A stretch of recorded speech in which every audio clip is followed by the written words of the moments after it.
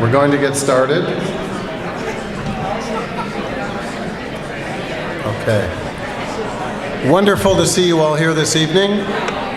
Some old friends, some new friends, lots of Chicago faces, and some people who've come from farther afield. It's great to have you here with us today at the Society of Architectural Historians Gala.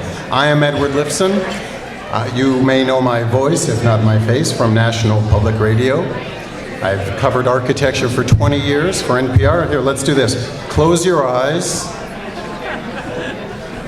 for National Public Radio in Chicago. I'm Edward Lifson. That's me. So great to be in this, thank you, in this beautiful, beautiful room for SAH. I was asked to speak very briefly just about the powers of architecture, and you all do that much more eloquently than I ever could, although, like you, I love buildings and I love words. So rather than the general powers of architecture, I will speak very briefly about the powers of architecture for me. I am an American, Chicago-born, as Augie March says in Saul Bellows' great book about the great American city that we're in right now. When I was very young, my parents took me to see these new buildings on a new campus called IIT by Mies van der Rohe. And I can't say that as a young boy I got it, but I understood that something powerful was happening here. After that, we went up north to Montreal to Expo 67, where I was really impressed with Moshe Safdie's experiment in modern living habitat. And of course, imagine a young boy looking at Buckminster Fuller's geodesic dome, the pavilion of the United States. And there began my lifelong affair with architecture, which has taken me through thick and thin. And every morning I wake up and say, darn it, Edward, stop thinking about architecture. But I can't. I'm cursed. It's a curse, a beautiful, beautiful curse. So family moved when I was 12, but I found them. And I felt I didn't like the new neighborhood. What could I do? Fortunately, there were 9 Frank Lloyd Wrights not far away. And I would walk about a mile and just sit on the lawn and observe these Frank Lloyd Wright houses and how they felt so comfortable and one and at peace with their surroundings.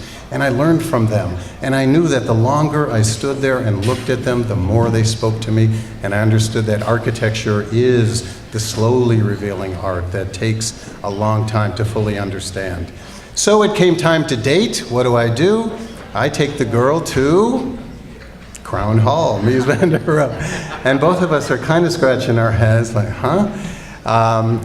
She left, I was left with the building, that's okay, no second date. But I knew that there too, if I looked at it long enough, I would get something out of it. I knew that I would, that was okay. So I got a job with National Public Radio and I started out doing stories about city building. So, you know, the way things work, they sent me to the Balkans to cover war and villages being burned down and destroyed.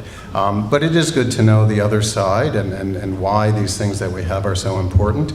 I was based in Berlin, so I would get my R&R in Berlin. I would go to Mies van der Rohe's new National Gallery and just sit and watch the sun come up and the sun pass and the sun go down. And at least there was something constant in life.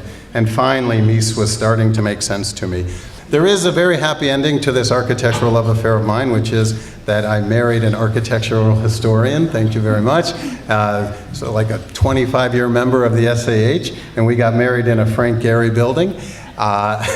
So the only thing that we argue about is she's got all of the journals of the society, you know, like, okay, do we need those in the living room? I want to thank, yes, I hear a yes from the Peanut Gallery. All right, so through all of this, honestly, Society of Architectural Historians has nurtured my interest and explained architecture to me, provoked me, made it glorious for me. I want to thank all of you for all of that.